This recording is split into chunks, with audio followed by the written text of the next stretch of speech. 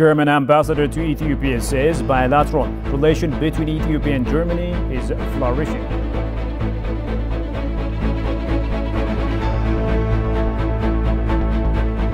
And African leaders meet with Russian and Ukrainian presidents.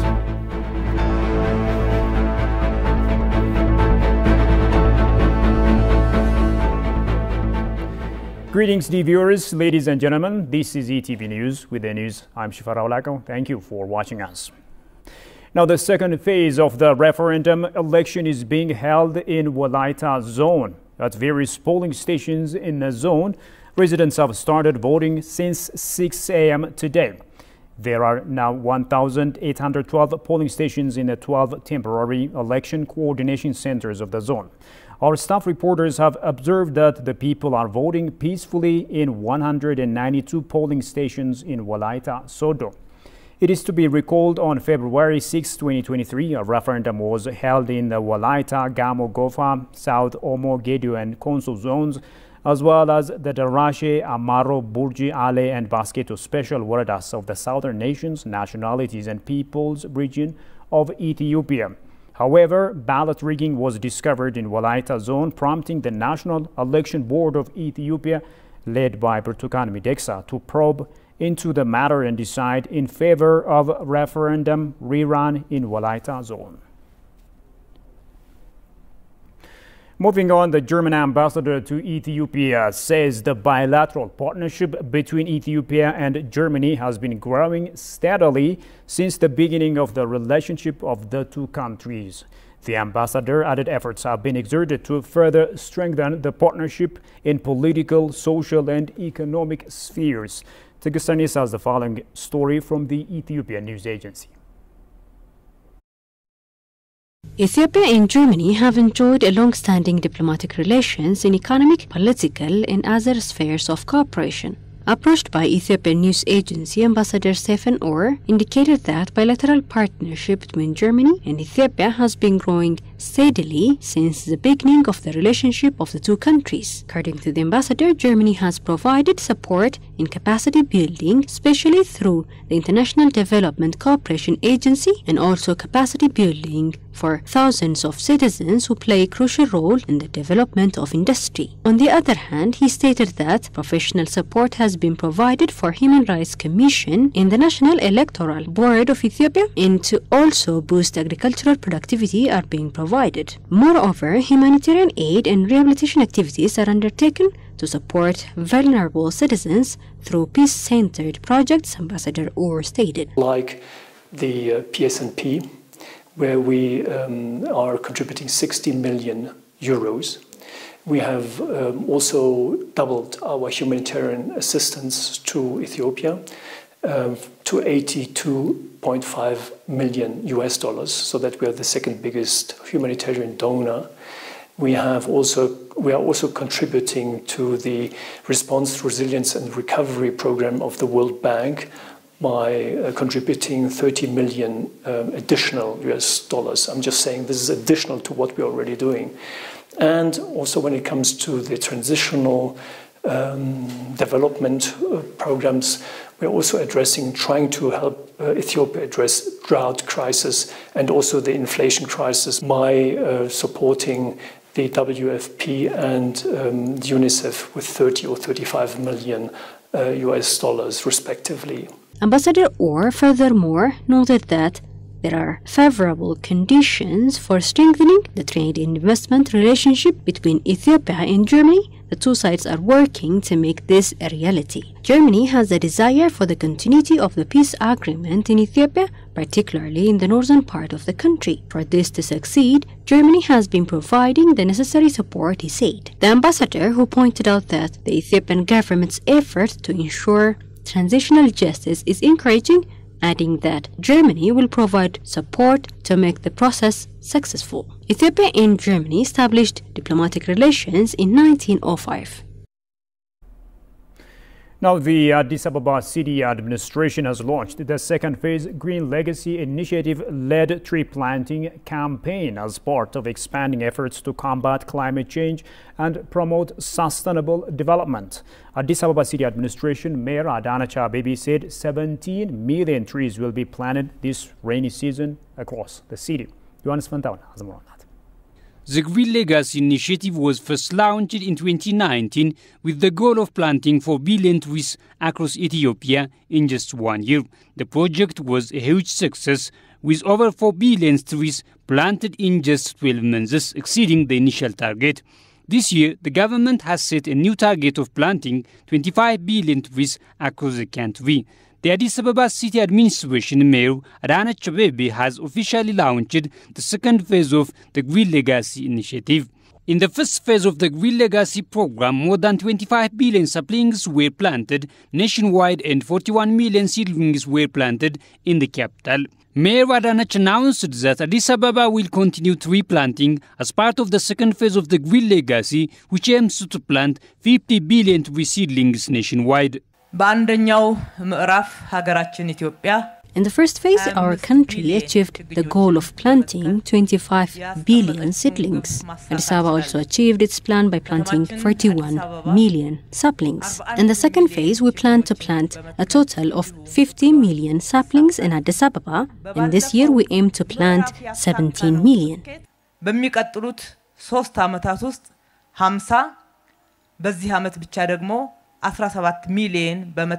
Adanech stated that the first round of the Green Legacy program was successful due to the participation of the community and called on the community to participate in the second round of the program.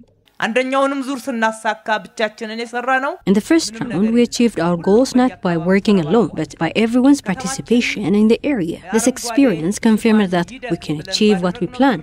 So I urge everyone to participate in this round as well. The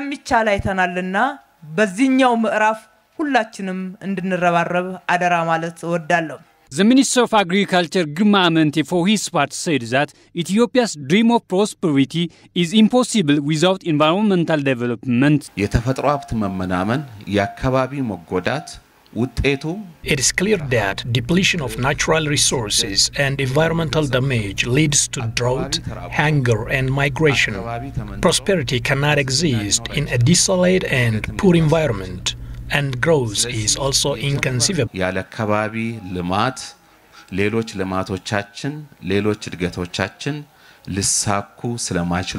It is to be recalled that Prime Minister Abiy Ahmed launched the second phase of the Green Legacy program in Afar region, and it was disclosed that in this rainy season, 6.5 billion tree seedlings will be planted across the nation.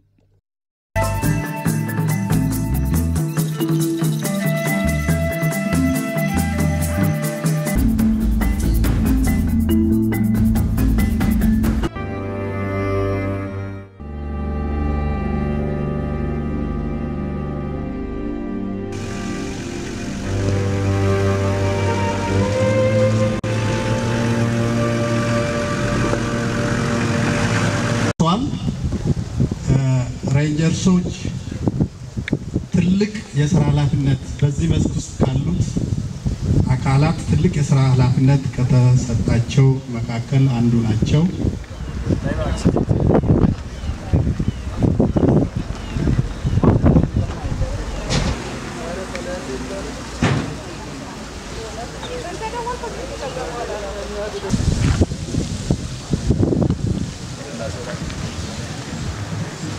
በኢፌድሪ ደንና አካባቢን አየር ንብረት ለውጥ ኮሚሽን ኮሚሽነር ፕሮፌሰር ፍቃዱ በየነ ህብረት ስራ ብረት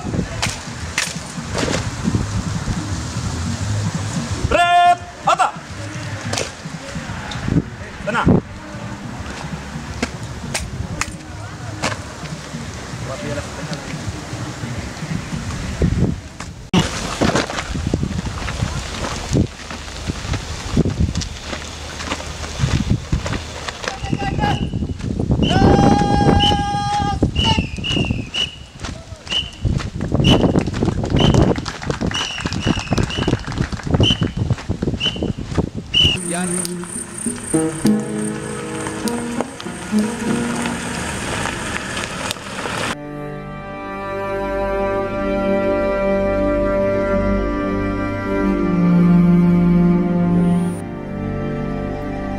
Welcome back. Now, the Ethiopian Diaspora Service has urged Ethiopians around the world to support their nation in achieving its goal of becoming a beacon of prosperity in Africa. Speaking at a meeting with Ethiopians and Ethiopian origin representatives in Kenya, Director General of the Ethiopian Diaspora Service, Mohammed Idris, and embassy staff discussed current affairs in the country. Mohammed praised the diaspora for their support of flagship projects and for their responses to internal and external challenges facing the country. He called on the diaspora to continue their support for national development projects and to be part of the solution for challenges facing the country. The Ethiopian Deputy Head of Mission in Nairobi, Ambassador Wolkalama Desta, stated that the diasporan citizens are at the center of the new foreign policy orientation of the Ethiopian diplomacy.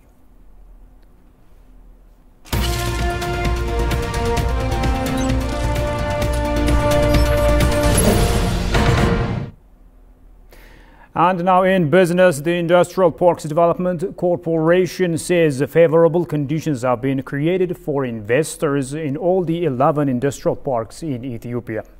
According to the corporation, investors in all the industrial parks in Ethiopia are benefiting from conducive conditions. The corporation's marketing and communication department head, Zaman Jonadi, stated that efforts have been made to create a global standard in the industrial parks, resulting in increased interest from investors in various sectors following the Pretoria Peace Agreement. In the past 9 months, 20 investors have signed agreements worth over $407 million to engage in the industrial parks. The parks offer electric power supply, infrastructure, and one-window service for all kinds of services. Investors are also exempt from tax on export products and other taxes, and they have the right to import products to be used as raw materials duty-free, it was disclosed.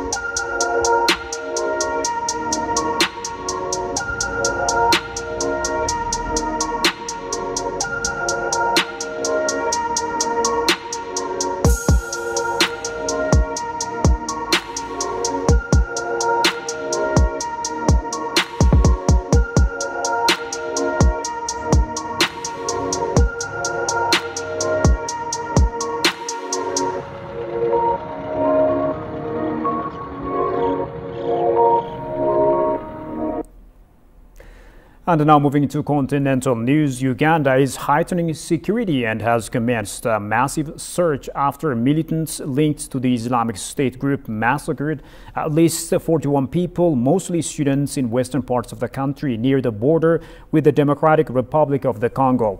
The country's First Lady, while updating on the current situation on Saturday evening, said the government was still investigating the whole incident. Officials and witnesses said guns and knives were used in a grisly late-night assault and dormitories were set ablaze at Lubiriha Secondary School in Mpondwe.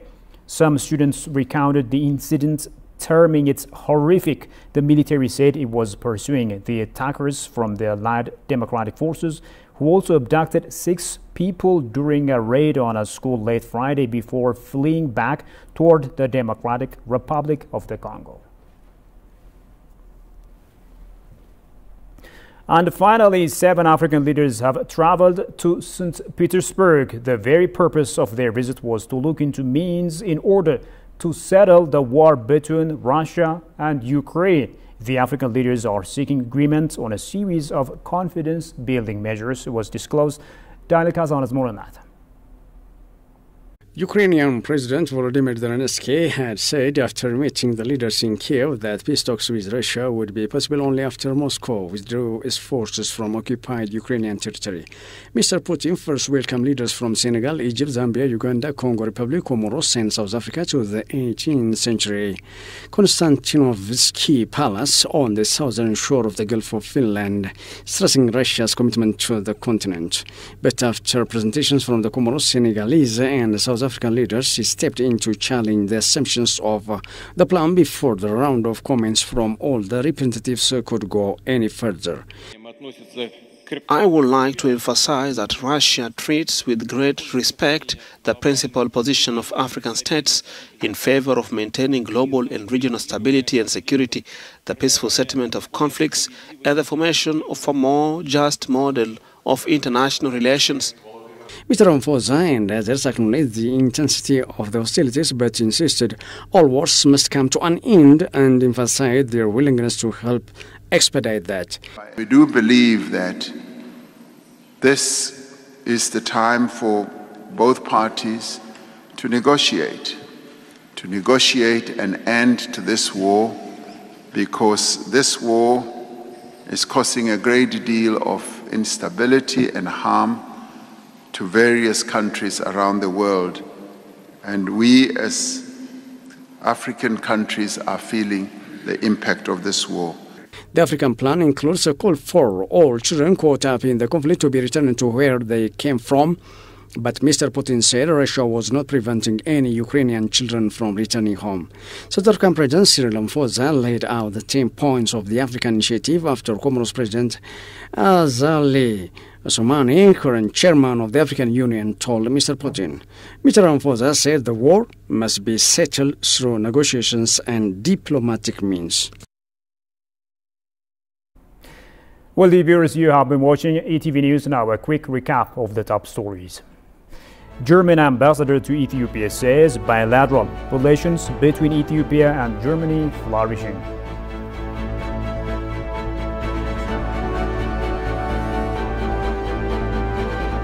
And African leaders urge Russian and Ukrainian leaders to negotiate.